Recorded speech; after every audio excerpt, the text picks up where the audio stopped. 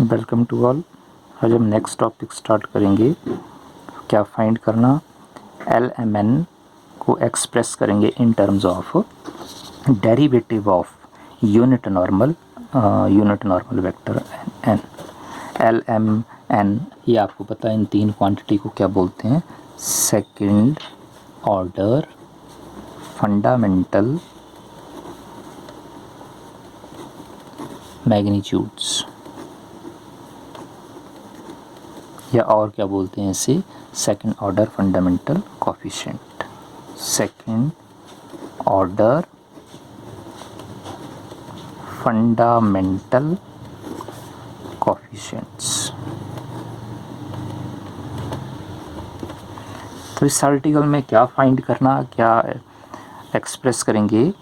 Second order fundamental magnitude को express करना इन terms of means LMN की जो वैल्यू है वो वैल्यू आनी चाहिए इन terms of derivative of n।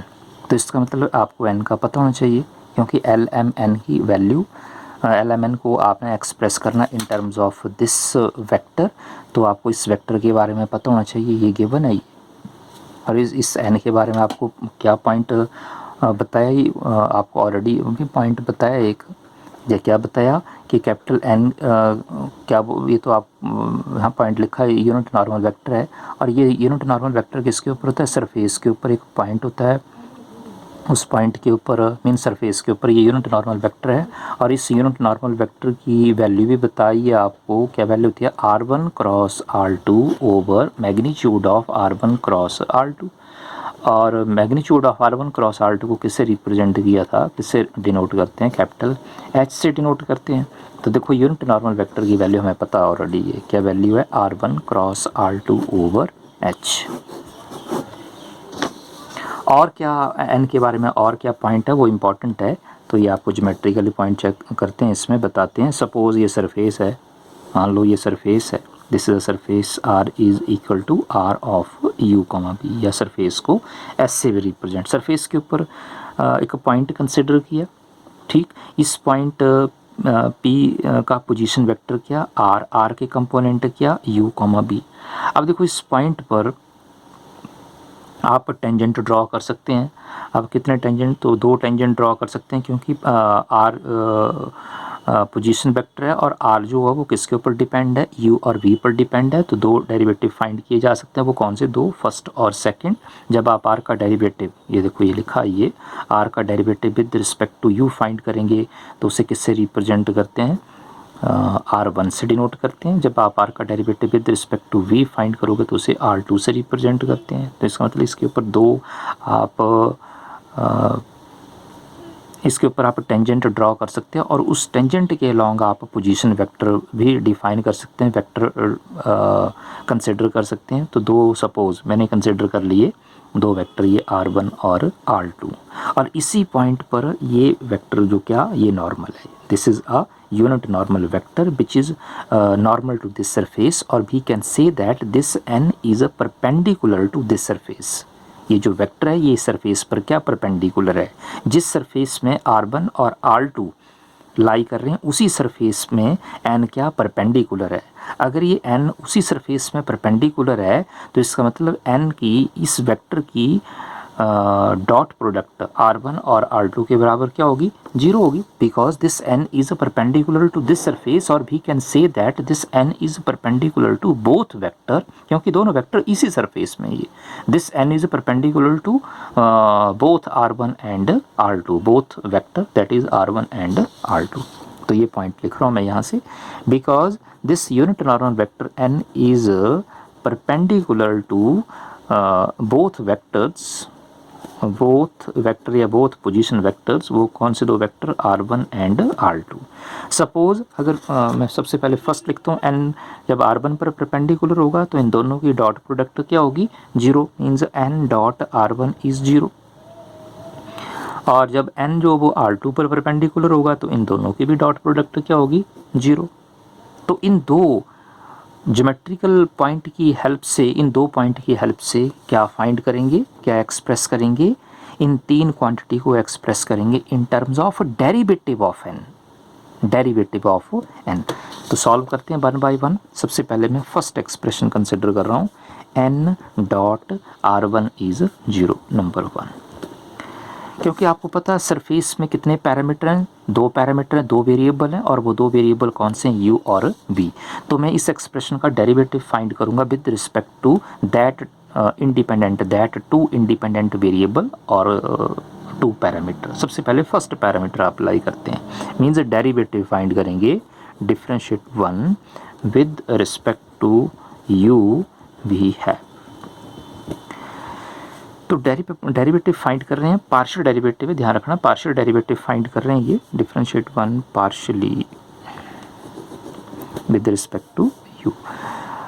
तो प्रोडक्ट रूल अप्लाई करते हैं, सिंपल है ये। चलो ये लिख रहा हूँ, curl over curl u of n dot r1, right hand side 0, तो 0 का डेरिवेटिव 0।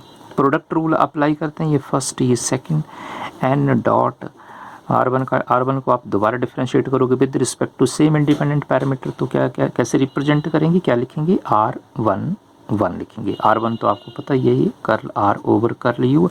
दोबारा आप सेम इंडिपेंडेंट पैरामीटर अप्लाई करेंगे तो क्या आएगा, curl over curl u of curl r over curl u, क्या लिखेंगे, curl square r over curl u square. और इसे कैसे रिप्रेजेंट करेंगे, r1 से ये लिखा, प्लस और फर्स्ट का डेरिवेटिव n का derivative with respect to u। तो इसमें भी क्योंकि सफिक्स 1 अप्लाई कर रहे हैं u के लिए, तो n का derivative with respect to u, curl n over curl u को कैसे रिप्रेजेंट किया, n1 dot r1 is 0। Next step में, क्योंकि आपको पता फाइंड क्या करना है, एल एम और एन की वैल्यू फाइंड करनी है in terms of derivative of N. तो देखो यहाँ से पता लग रहा हूँ आपको, सेकंड टर्म को राइट हैंड साइड रिप्लेस करेंगे तो क्या आएगा, N dot r11 is minus n1 dot r1। और ये आपको पता है ये n डॉट r11, ये जो dot product I left hand side में, ये वैल्यू किसकी होती है, ये कैपिटल L की, ये first second order fundamental magnitude की वैल्यू है, ये आपको प्रीवियस आर्टिकल में बताया। और देखो वैल्यू क्या आई, माइनस n1 डॉट r1। तो ये आप चेक कर सकते हैं, देखो सेकंड ऑर्डर फंडामेंटल मैग्नीट्यूड या सेकंड ऑर्डर फंडामेंटल कोएफिशिएंट की value in terms of derivative of unit normal vector. ये देखो n का n जो है वो किस फॉर्म में आ गया, डेरिवेटिव फॉर्म में। सेकंड नेक्स्ट स्टेप में क्या करेंगे, अब आप सबसे पहले डेरिवेटिव फाइंड किया, पार्शियल डेरिवेटिव फाइंड किया with respect to first independent parameter. Next step में डेरिवेटिव फाइंड करेंगे with respect to second independent parameter, और सेकंड पैरामीटर क्या, सेकंड वेरिएबल है v है। तो यहाँ मैं v भी लिख रहा हूँ ये, अब मैं v अप्लाई कर रहा हूँ, curl over curl v of n dot r1, और 0 का डेरिवेटिव क्या आएगा, 0, तो ये 0 लिखा। तो सॉल्व करते हैं लेफ्ट हैंड साइड, ये फर्स्ट है, ये सेकंड प्रोडक्ट रूल अप्लाई किया, n डॉट r1 का derivative with respect to v find करेंगे, क्या फाइंड किया, r1 का derivative with respect to v apply कर रहे हैं तो क्या लिखा, r21 अप्लाई कर रहे हैं। तो आप पहले भी लिख सकते हैं, बाद में भी लिख सकते हैं ऐसे, r21, क्योंकि r1 तो आपको पता है, r1 means curl r over curl u। Apply कौन सा वेरिएबल अप्लाई कर रहे हैं, v, तो ये लिखा curl over curl v of curl r over curl u। तो v पहले आ रहा, तो इसे सॉल्व किया, लिखा curl square r over curl v curl u।